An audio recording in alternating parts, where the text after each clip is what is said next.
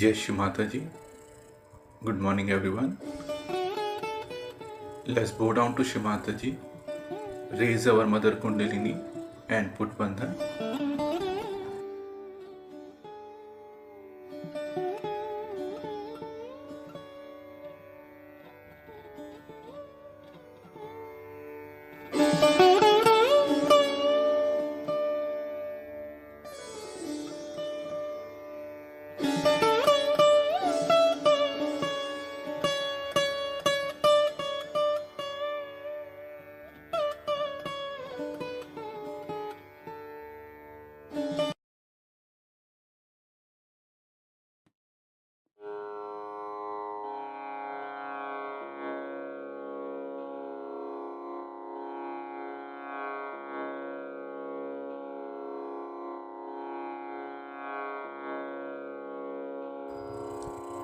Shri Ganesh Mantra.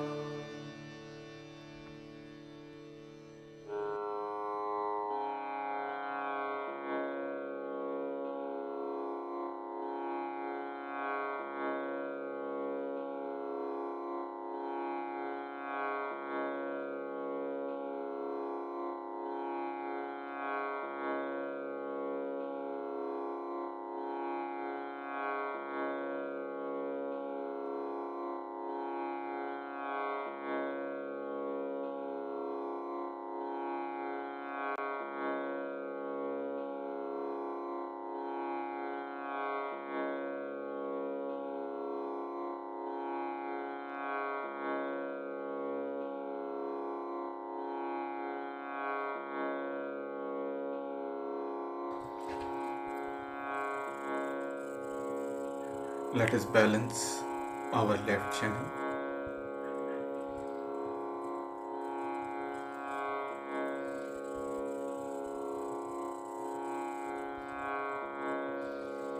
Let us bring our attention on our left hand palm.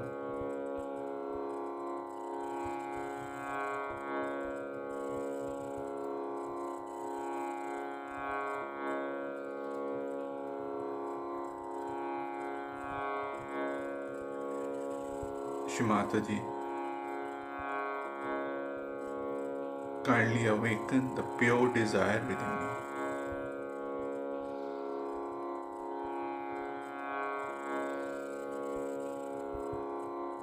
And please remove all the imbalances on my left channel through the Mother Earth.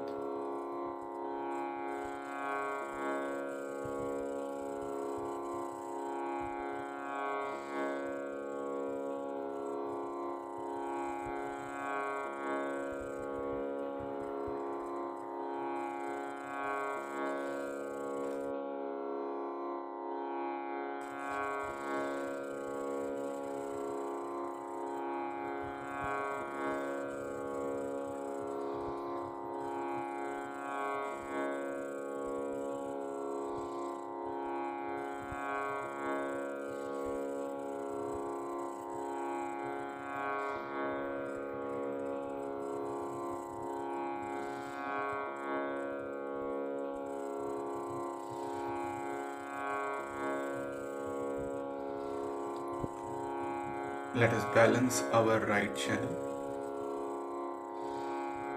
keeping our attention on right hand palm.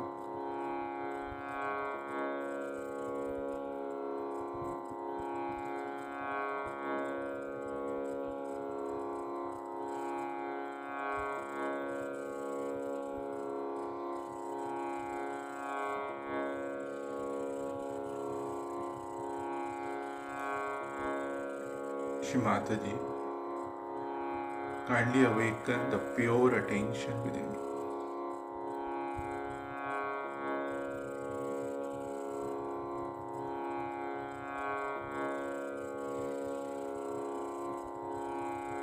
Please remove all the imbalances on my right channel through the ether element.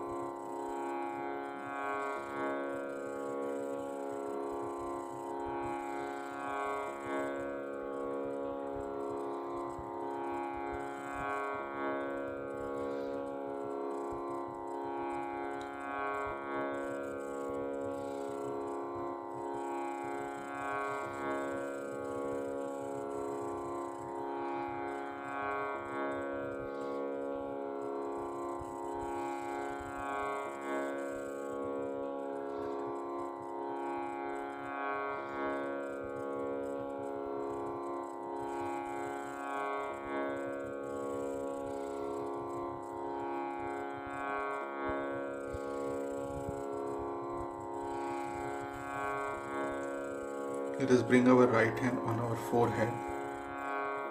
And here we say, I forgive everyone and I forgive myself.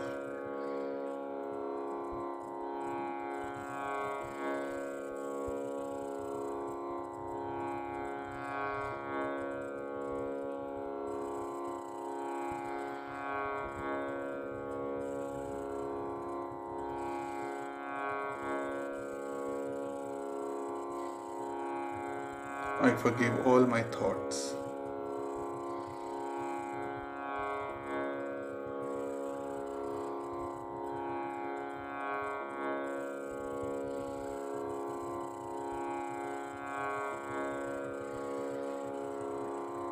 Right hand on Sahasrara, gently massage.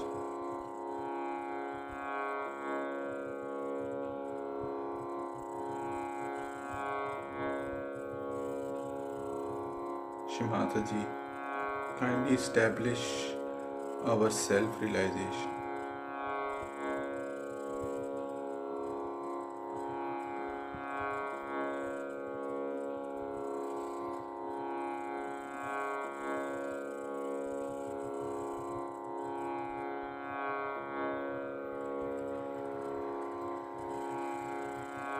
Mataji, kindly grant us the thoughtless awareness state.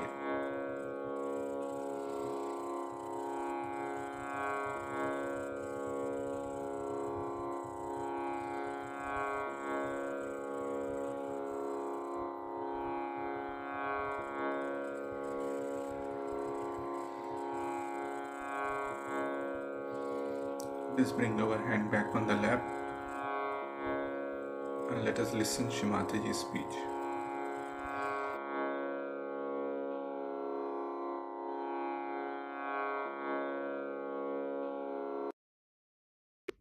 As you know, all of you,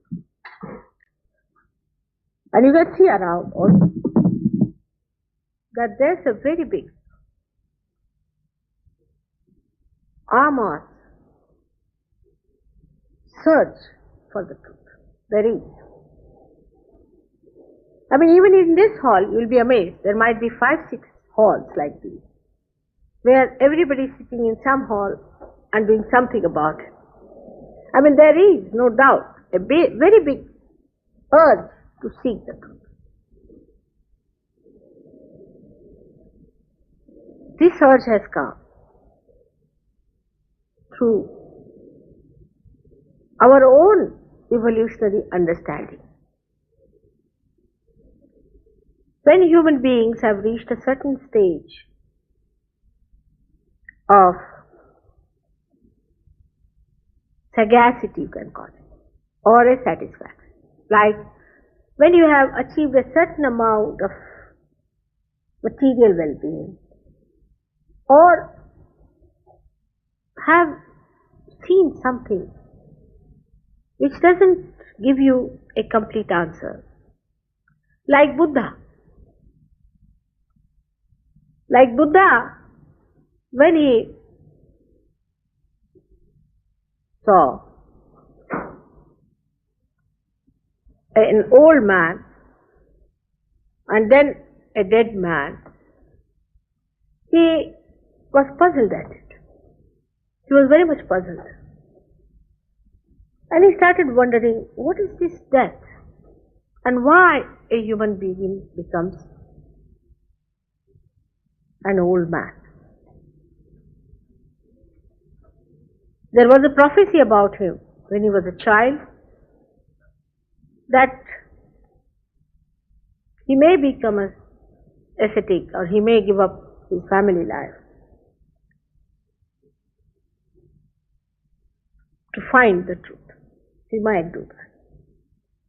And the parents were worried, and father arranged for him a very big palace with all the things available and a very beautiful wife and a child. But still from inside he had a feeling of some incompleteness, of meaningless of life.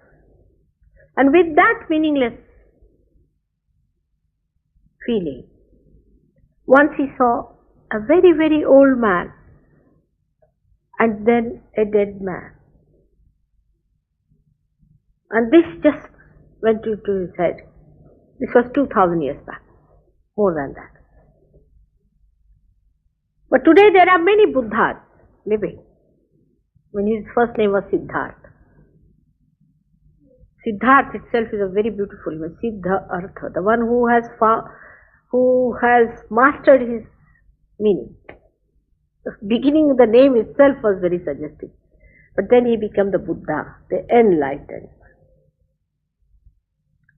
But you are all Siddharthas who are seeking the truth.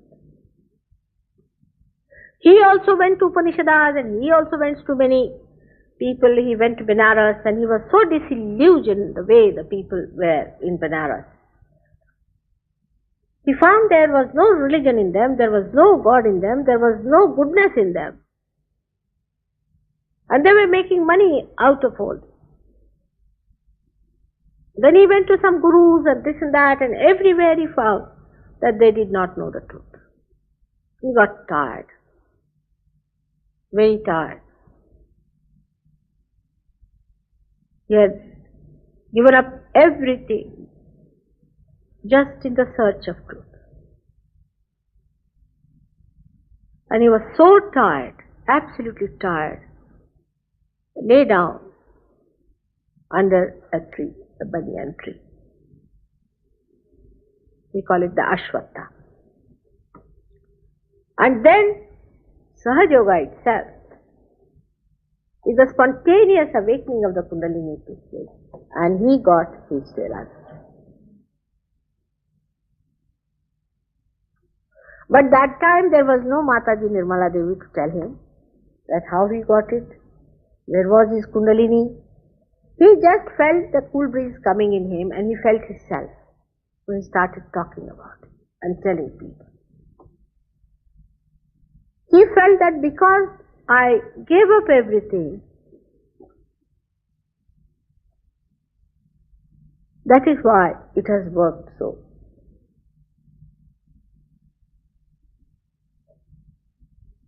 It was a mistake, I would say, or a misunderstanding. Because what do you give up? Whatever you hold on to. What is there to give up? All these stones? What? What is their value?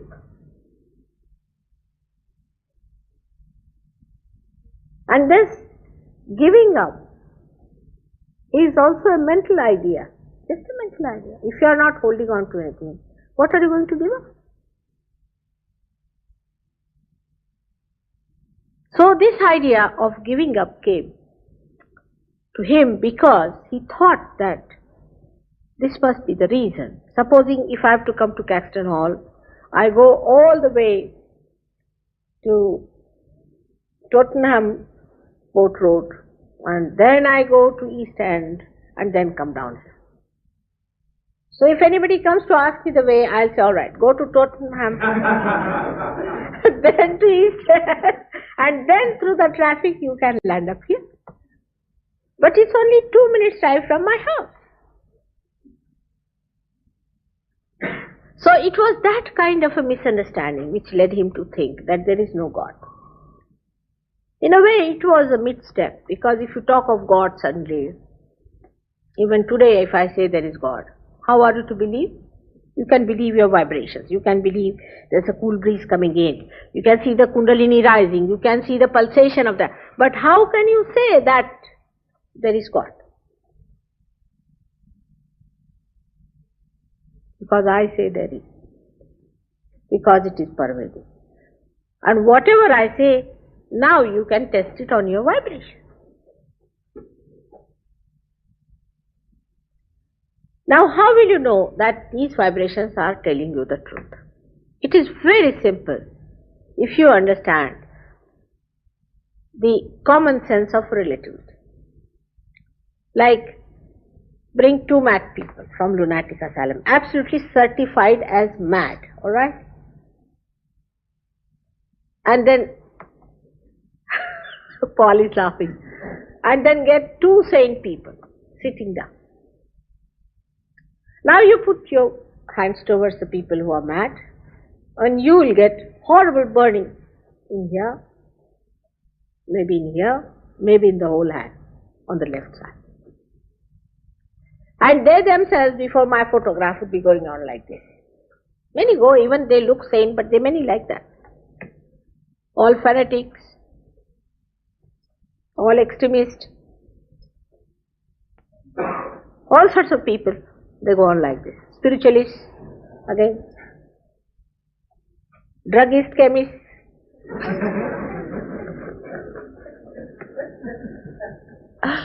cancer patients. Different frequency, different style in every way. Alright. So you get 10 cases like that. Now you ask the question, is there God? and you start getting cool breeze flowing. Is His power all pervading? You start getting a cool breeze. That is how you find out which is the truth. Whether what I am saying, what vibrations are telling, is the truth or not. That is how you can test your vibration. This search is on, and there are many shops people have opened. This is not a shop, this is a temple. And a temple in the marketplace has a very little value. If you have to climb up 7 mountains to go to a temple, it has much more value. But only few can reach there alive. So the temple had to come down to London, to Caxton Hall, to talk to people. But in the marketplace, if you have a temple, you can notice that people just go in the marketplace, purchase something. Before going, they may throw banana there, thinking, oh Lord, give me some profit when I am going there. And while coming back, they will throw another 5 annas there, saying that, oh, all right, you have helped me, all right, 5 Ps, all right, for your sake, because I have got some profit I am giving. Because they have a mentality of marketing. Even with God they bargain. The mentality is of marketing. Of most of the people must be. But among them are real people also. Many, many real people are there who are misled. Because they see the crowds going, thousands of people going there, they are also misled. Ultimately, all those who are true seekers will receive their realization. Even those who are not will receive. But first, those who are seeking at the foundation stones, they have to build up themselves in such a way that this big edifice could be raised on its back, on its foundation stone. You people have to be such strong Sahajogis, that from your own life, others would take the lessons and understand that this is something that has really transformed people, because the time of judgment has come and of transformation. The last judgment is not direct, but through transformation. It does not fail much. If you do not fail it, it is not going to fail. It is going to work. All sorts of permutations and combinations, it has worked out. All sorts. Now there is no horrible guru I have not tried.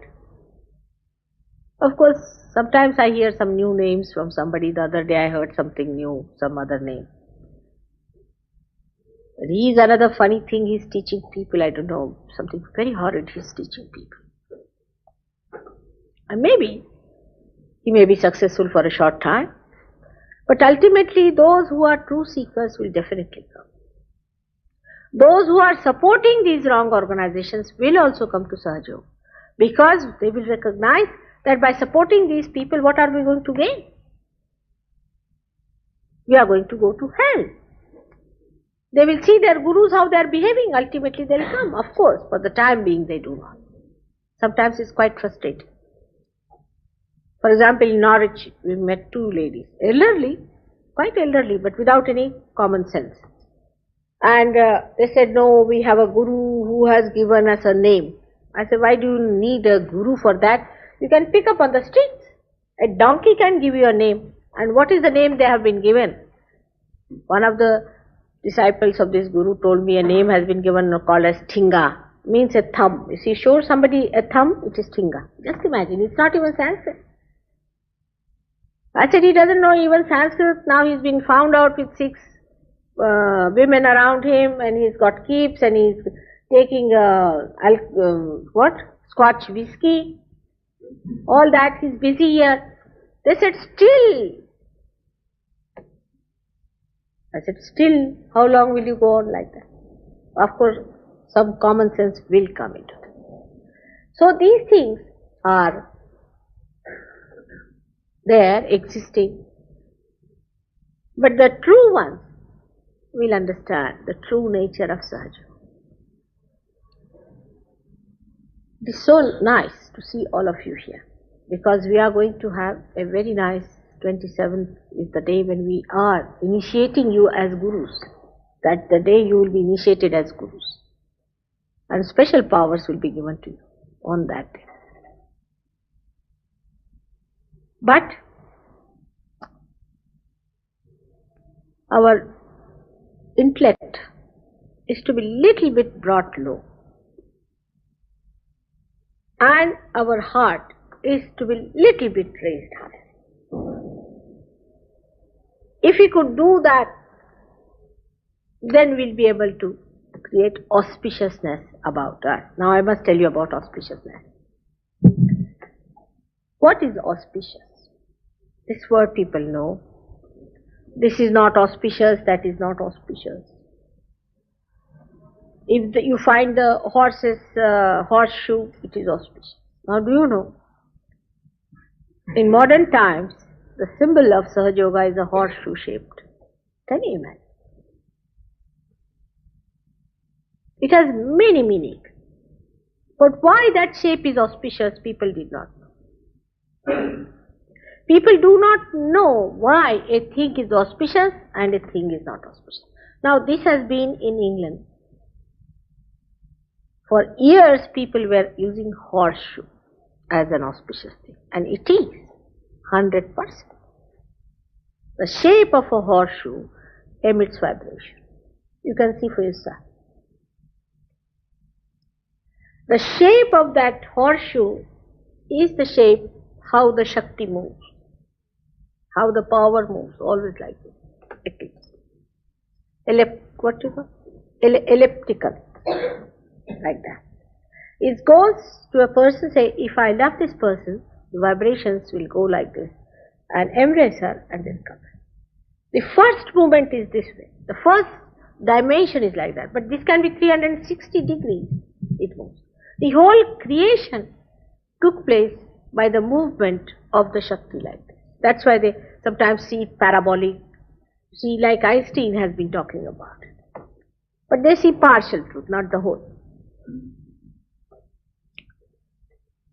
Now, when you have a shape or a form or a kind of assemblage of certain factors in a particular material, could be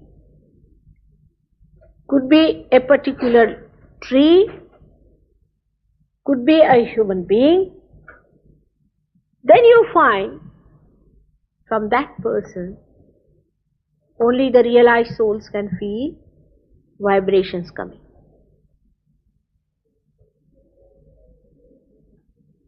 Because whatever emits vibration is auspicious. And auspiciousness is the quality by which we emit vibration. Now, purity is a very relative word in the modern times. People don't understand what is purity. I mean, they don't understand even what is normal, leave alone purity. Everybody seems to be abnormal or subnormal in modern times. Nobody seems to be normal. Even the psychologists can't define what is normal. Normal is that which is auspicious. Now, this is the knowledge of the beyond. With whatever senses you have, you cannot feel it. For example, I went to Stonehenge. Now you all know that there's something about Stonehenge, you know that there's something is about them. But what about them? These are the stones which have come out of Mother Earth, which are emitting vibrations. And the covering of that has been done later on. Some people must have, they did not understand how these stones have come out one after another. So they must have used to cover it. But if there were saints, they would have said that this is a stone which has got vibration. For example, when we say that we should not worship any statues in the Bible, it's very correct. Because it has said that whatever is created by Mother Earth or by the sky should not be reproduced. So Mother Earth is producing something. Now ask the Christians, what are they producing? What is the element that is the earth is producing? What is the sky is producing? They will not be able to tell you. What is this Mother Earth producing? Which should not be reproduced. Which should not be worshipped. Means something she is producing which should be worshipped, and that should not be reproduced. This auspiciousness can only be felt by people who are realized souls, or people who are sensitive to spirituality. Those who are not sensitive to spirituality cannot feel it. They do not understand. They may like a person very much because I like. But why? Why do you like a person very much and you do not like another person? That person may be any type, they will say, no, we like. But children, not all, but many children can feel the auspiciousness. Dogs can feel it. Rats can feel it. Snakes can feel it. Tigers can feel it. Lions can feel it. But human beings are rather difficult. Horses can feel it. Horses feel it very much. If you take them near a place where there are spirits, or we can say some sort of a burial ground, they would not like to go down there much. First they would resist. But gradually they also get used to it. Same with dogs. They can feel it, a man who is a realized soul, who is not a realized soul. They can even feel an evil person. They are very sensitive. A dog can always feel a saint. Even a mad dog can be controlled by a saint. This auspiciousness, the feeling of auspiciousness, can be felt through heart. It's the feeling from the heart, not from the brain. Not from the ego or super-ego. Means either we get ideas from our ego or from our super-ego, from our conditioning. But if our heart is alive, which is a very rare thing nowadays, most of us have got hearts like frozen, I would not say, like Rock of Gibraltar. Because frozen can be, you see, can be defrosted.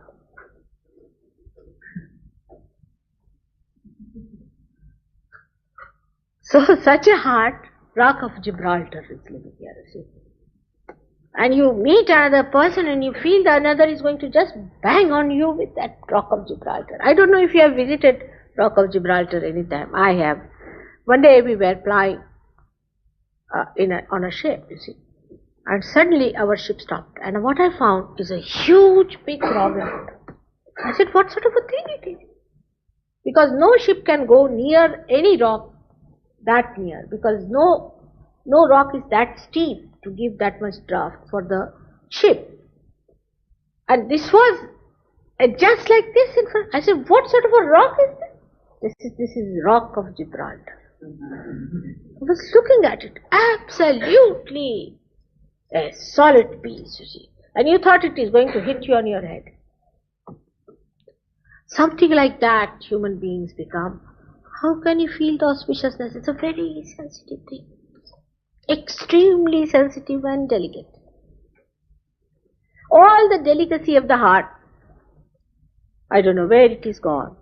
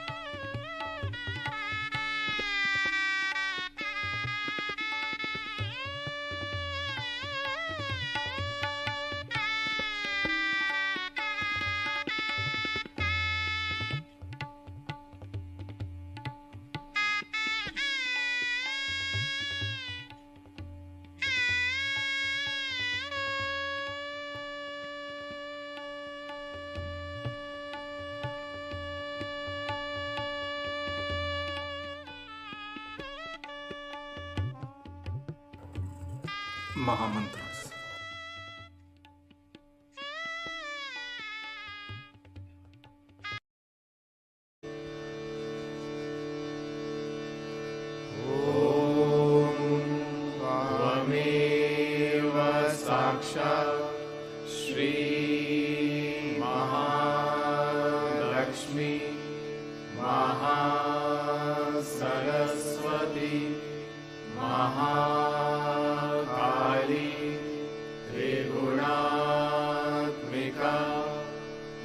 गलनी साक्षात् श्री आदिशक्ति माताजी श्री निर्मला देव्यै नमो नमः।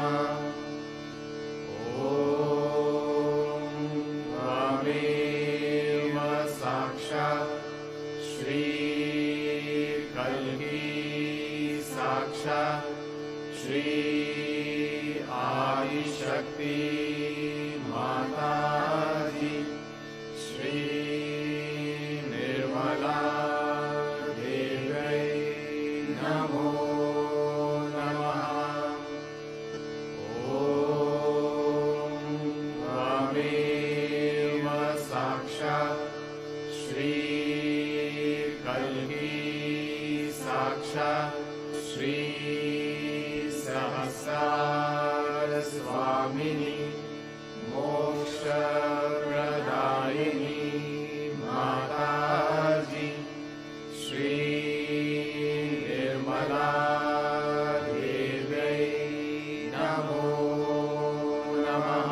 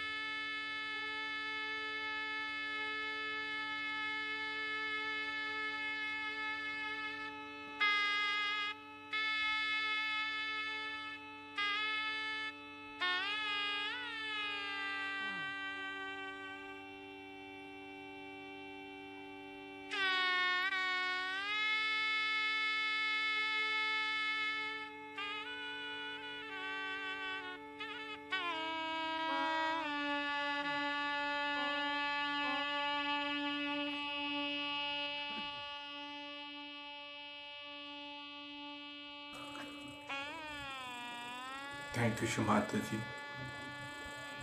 for this collective morning meditation. Thank you very much. Jai Shumataji. Let's go down to Shumataji and take Bandhan.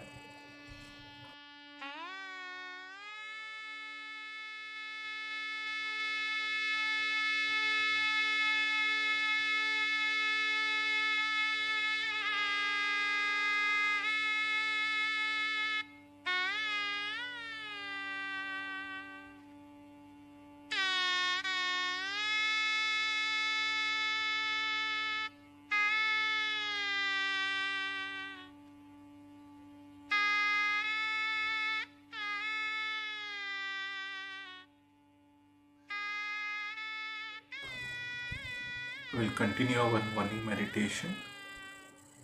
Same time tomorrow. Jai Shri Mata.